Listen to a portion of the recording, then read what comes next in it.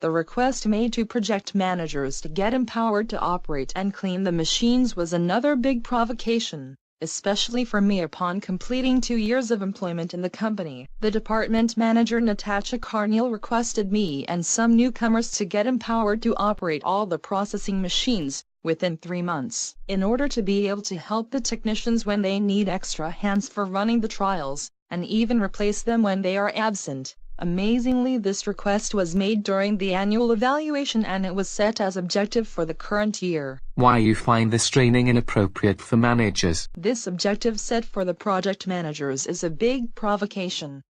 It aims to change our role, our tasks defined in our contracts, and deteriorate the working conditions, including change of working hours for me, as I was the only one expected to be at work at 8 o'clock for a teaching that inappropriate for managers training. The description of the role of project manager does not imply that we have to replace the technicians when they are unavailable.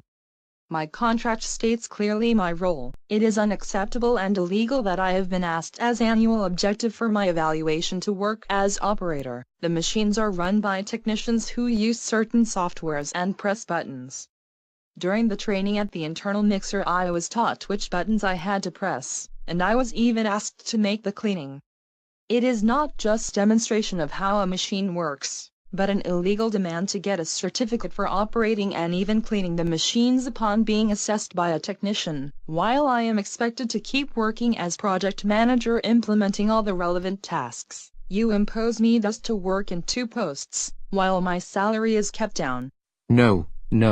That training for obtaining a certificate is not illegal since it is for the benefit of the company. The director Nicola Gawa claimed that the managers need to know the work of the technicians for being capable of assessing their work. If for the advancement of the projects extra hands are needed, then you have to accept an increase in your tasks and get more responsibilities.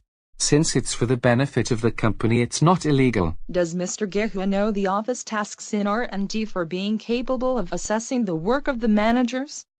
Has he obtained any academic certificate? He promotes technicians without academic degrees to managers, and demotes the highly qualified employees to operators, seeking maybe to get kind of revenge because he was in the past technician. He wants us to know his previous tasks, how the technicians work. Mrs. Carneal told me that Mr. Gehua had asked many times why the managers work in their offices and are not in the lab running the machines together with the technicians. If you want the managers to get involved in troubleshooting, which of course is agreeable to us, then you need to provide remote process control facilities and train us on how to use design softwares and not on how to clean the machines. A company which wants to be called progressive must employ state-of-the-art processes and softwares, including remote process control, for empowering the managers to monitor the processing machines from their offices.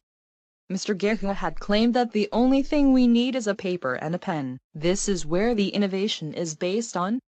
I agree to attend some trials for my projects when I deem necessary, but it is unacceptable to be imposed to work as operator at the machines starting work at 8. Staying in the office waiting for results of trials, isn't it boring? I find logical to question why the managers are not all the time together with the operators at the machines. Defining the strategy for the advancement of the projects, the scientific approach to be followed, thinking of novel solutions, innovative formulations, design of trials, analysis of the results, reflection on the projects, on how to tackle various problems by proposing solutions founded scientifically and technologically, literature review, search of products and suppliers, writing reports, preparing presentations, is a work a manager has to do during manipulation of the machines. No, it is not inappropriate training.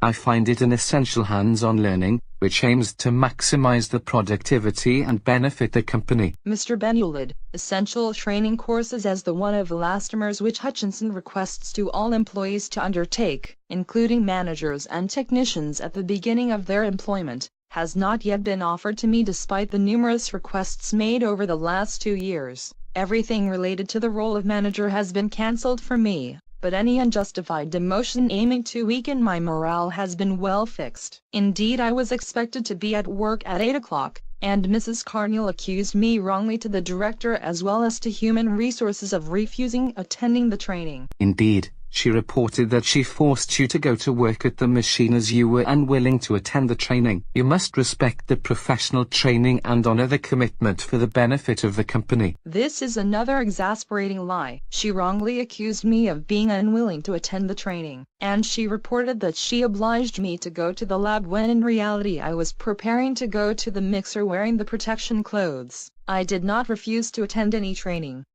The emails I exchanged with the technician regarding the planification of the training were forwarded to the director and HR as evidences. I understand well that Mrs. Carneal really wanted me to refuse to work at the machines in order to accuse me of refusing a training designed for the benefit of the company. I did not refuse it, but I do contest the request made to project managers to learn how to press the buttons of the machines and make a proper and thorough cleaning, which changes illegally their role to operators. Mrs. Carneal reported that you failed to be present at 8 o'clock for the training as you had arranged, making the technician waiting for you. This accusation has been deemed very serious.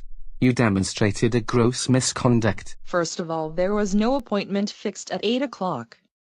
She entered my office at 9 being furious. While I was wearing the protective clothing for going to the mixer, she yelled at me, hitting her hand on the table because I was not at the machine at 8. Indeed, when the previous day I was asked to leave the company without any reason, without having any prior interview with HR, and without having received any disciplinary letter in the past contrary to the regulations. Initially, HR manager Pauline Brunger asked me out of the blue to go to another department to work in a field irrelevant to my expertise, experience and interest, indeed in the post of a technician, for getting involved in experiments in the lab using toxic chemicals. The week after, she demanded me to quit the company, amazingly within a month, again without letting me know any reason, without having any formal meeting for informing me about the alleged misconduct.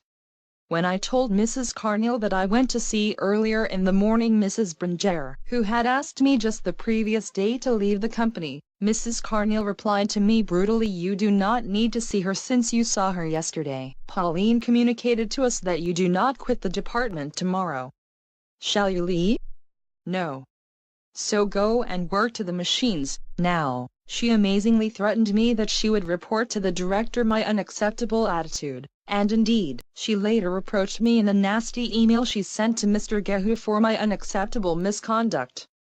She wrote that I do not follow the rules, although I had communicated to her clearly earlier in my office that I had not fixed the time for that training, and that for other trainings the starting time was flexible. Another training for which I was asked to be at work at 8 had been held with 2 hours retard, as we were waiting the delayed trainees to gather so as to attend all together this brainstorming session. But of course no problem was reported, and no reproach was made to delayed trainees that time. Regarding the training in the mixer, I had to clean the machine during the lunch time, in order to find time to meet Mrs. Brunger at the afternoon, to remind her the articles of the Labor Code concerning the moral harassment and the penalties for offenders, for which by the way she never informed me contrarily to the law. Mrs. Brunger got for first time terrified, although the facts which defined the moral harassment had been well reported earlier by me. She ignored them, until I pronounced those two magic words, moral harassment, which made to her difference.